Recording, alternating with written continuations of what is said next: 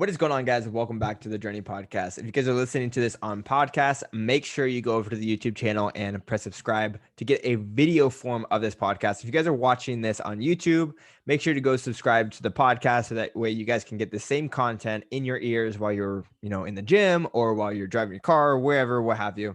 But in today's episode, we are going to talk about a question that I received from a client last night about sales momentum.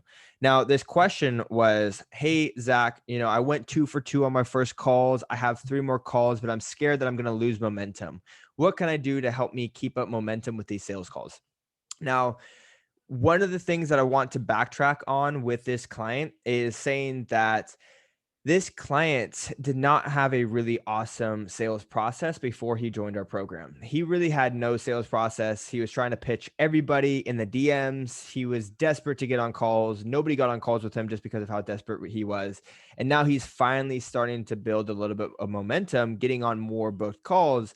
But I think he still is a little bit fearful going back and reverting back to what was happening before. And that makes sense. You spend enough time in this natural state, it becomes your normal. And so when something changes, you're afraid that it's going to change back to your normal. Hasn't yet become your new normal yet. And so it makes sense that you might be scared that the momentum is going to go back. But now he has this awesome process. Been booking him consistent calls. He's been getting on calls and he's been closing deals. And so he asked me, he says, Zach, I've been closing these deals. I've made more than I wanted to my first month of coaching. He hit his goals, but he's scared that he's going to lose momentum. So he wanted to know, how do I keep momentum? And I told him, you have to look at stimulus and response. When it comes to your sales calls, what's the stimulus and response? Because that's really all sales is. You say one thing, you get a response. You say another thing, you get a different response. So I told him, I said, the only reason why you would stop closing deals is if you stopped booking calls. And the only reason why, if you were to stop booking calls, if you stopped doing outreach. The only reason why your outreach would stop working is if you stopped creating content. And so if you go back through all the steps, you can see that every single action is produced by a result, right? You create content, the right content, right? In which we can dive into different types of content in a different episode. You guys can always reach out to me and ask me these questions. But content, stimulus, response is, a DM conversation or, a booked call.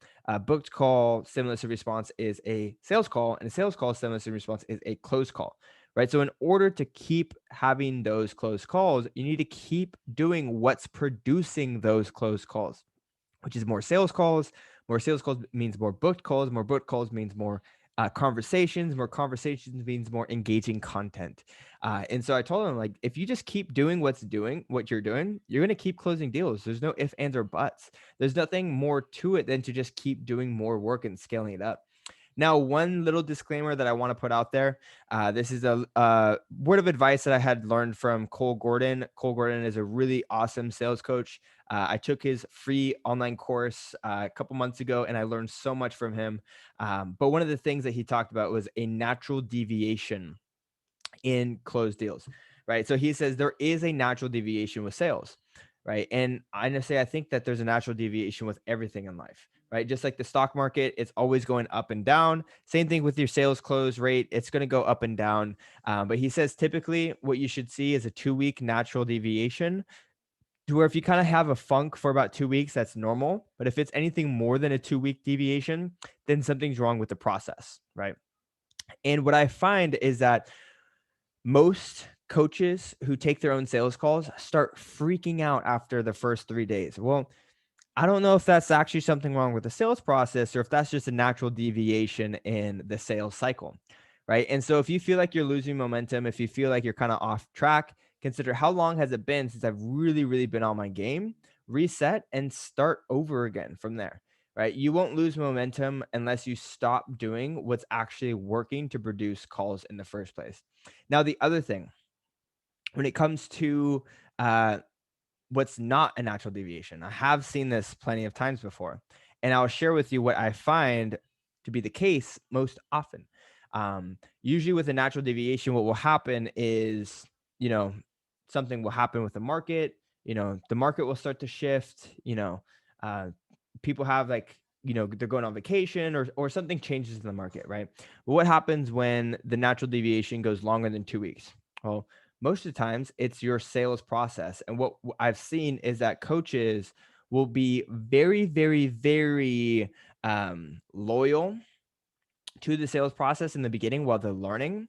And then once they start signing some clients, they start to get lazy. They start thinking, do I actually need this part, or can I cut this part out? Right? They start to shorten the sales process. They shorten the sales cycle, right? They get a little over cocky, and they're like, I can skip this here or skip this there. I can make it to the close quicker, right? And what happens is that you start actually skipping parts that are very, very important for the consumer to build trust and build rapport with you, right? You're probably skipping a lot of the most important information for them that you think is okay to pass by. And so that's usually what I find is that people will shorten the sales process to try to get a little bit of a quicker close, but they start losing out on the sales, and then they start wondering, well, what's going wrong? Like, why am I closing the same? Well, it's because you shorten the sales cycle and you try to get the close a little bit quicker. Right. So that's usually what I see. So if you do have a natural deviation, don't worry. Just keep doing the stimulus and responses, booking those calls. If you do have a scenario where you're not closing as many deals, look at your sales process and think, did I change anything with the sales process over the last 3 weeks that was working well before and now isn't working so well? But that's what I have for you guys today. To keep up that momentum, keep producing, keep doing the tasks that are producing the result that you want to see. But with that being said, guys, we'll catch you in the next episode. Peace.